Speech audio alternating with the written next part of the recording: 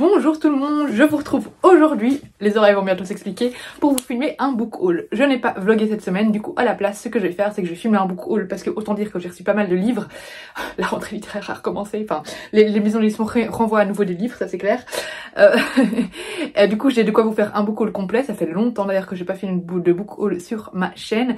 Et je vous filmerai un point lecture à part, que je filmerai aujourd'hui ou à un autre moment. De toute façon le point lecture, le book haul à mon avis vous l'aurez ce week-end. Et le point lecture sûrement la semaine prochaine. Et peut-être un vlog qui s'ajoutera en fonction de quand je reçois ma box Hurlevent autour de leur nouvelle sortie. Bref, trêve de blabla, expliquons ses oreilles. J'ai reçu un super colis autour du roman La Fille Renard et la merveilleuse boutique sur pattes de Andy Sagar de chez PKJ. Donc dans ce colis on avait ces trop belles oreilles, j'en suis trop fan, elles sont trop belles.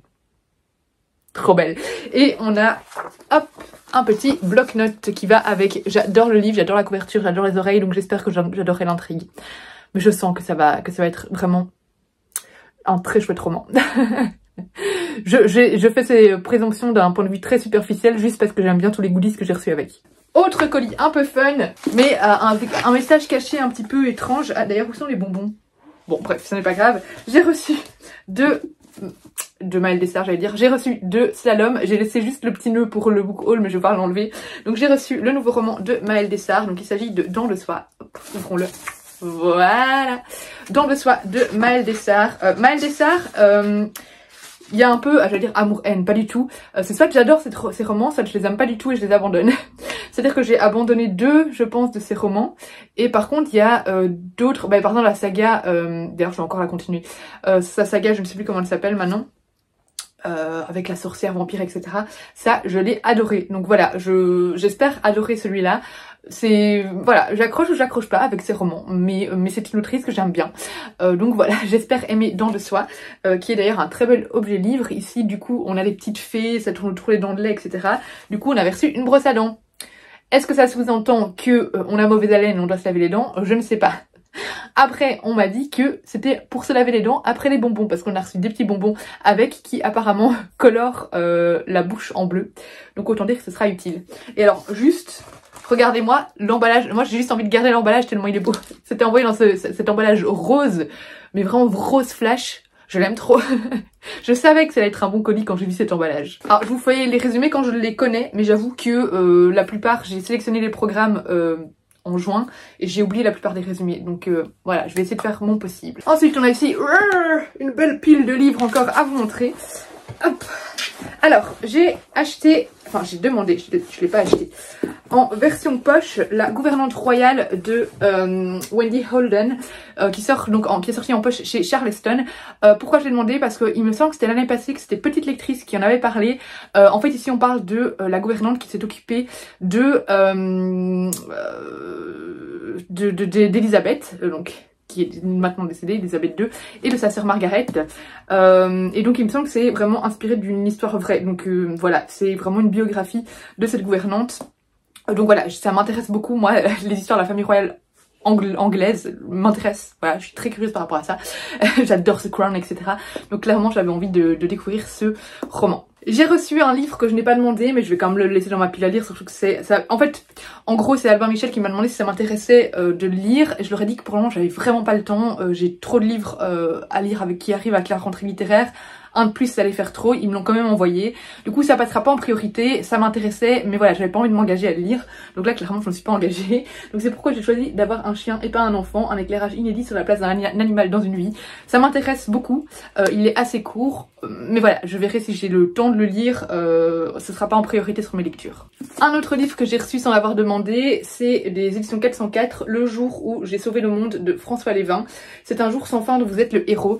Alors j'avoue que moi les histoires de jours sans fin je déteste ça, donc voilà, j'ai beaucoup de mal, vraiment dès que c'est des épisodes de séries ou des films ou quoi avec des jours qui se répètent, ça m'énerve, franchement c'est quelque chose qui me crispe beaucoup. Du coup je suis même pas sûre d'accrocher du tout à ce texte, mais par contre vu que c'est un texte dont on est le héros, où ça nous implique vraiment, nous engage dans le livre, ça peut être fun.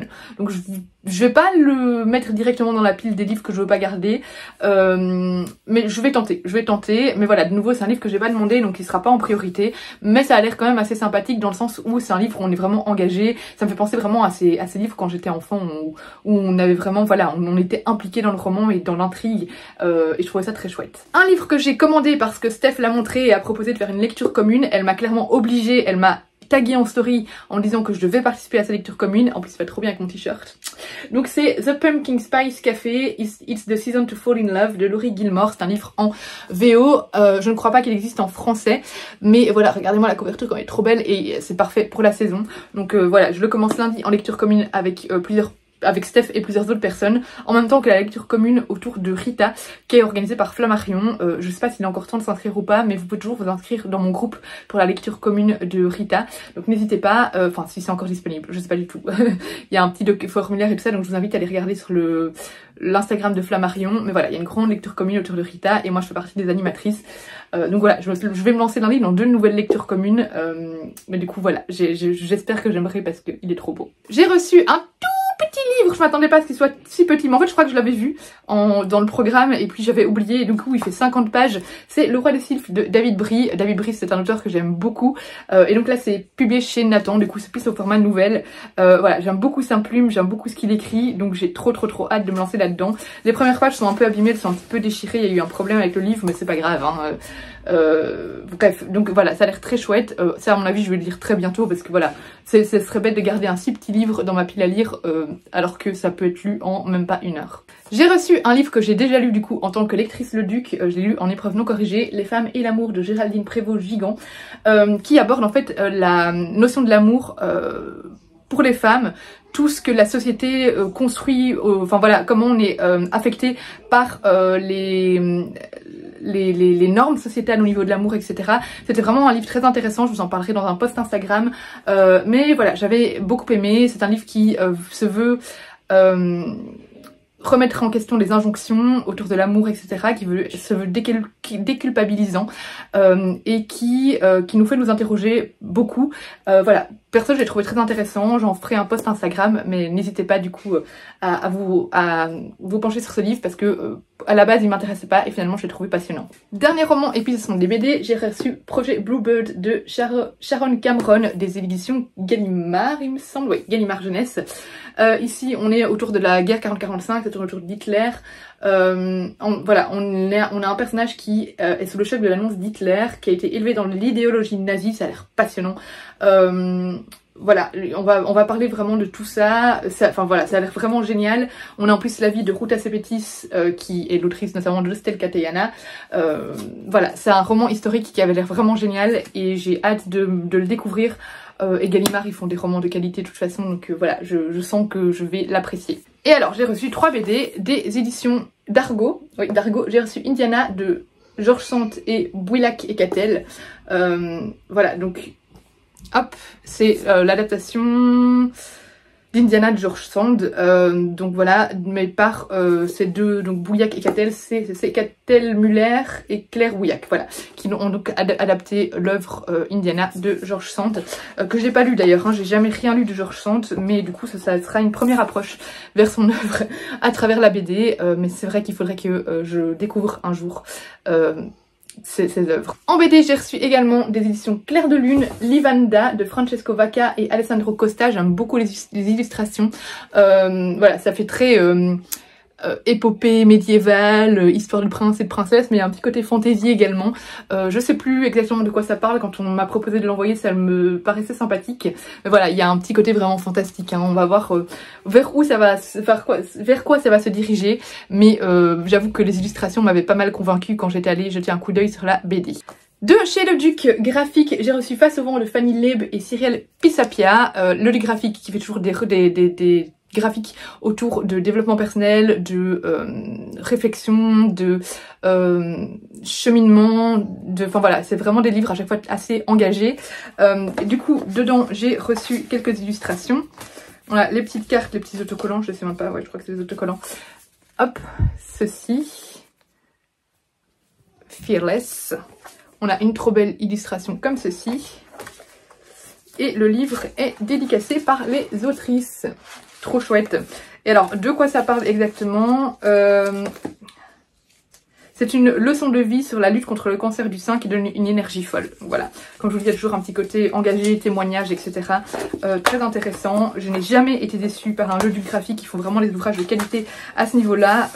Donc voilà, je ne vais pas le laisser traîner. À mon avis, la semaine prochaine, il sera lu.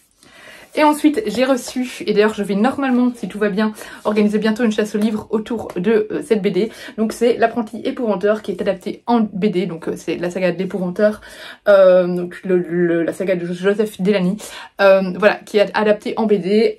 J'ai pas lu la saga, si j'ai lu le tome 1 et le 2 de la saga de l'épouvanteur, mais je l'ai pas lu complètement. Moi je l'ai découvert à travers le tome 2, enfin la saga parallèle Frère Wolf. J'ai lu le tome 1, d'ailleurs j'ai toujours pas lu la suite non plus, et du coup ça m'a donné envie de découvrir l'épouvanteur. J'ai beaucoup aimé le tome 1 et le tome 2 et vraiment j'ai déjà plusieurs tomes à la maison dans ma pile à lire, donc c'est une saga vraiment que j'ai envie d'approfondir et de découvrir un peu plus, mais que j'aime beaucoup. Du coup quand j'ai vu que ça sortait en BD chez Bayard, bah j'ai foncé.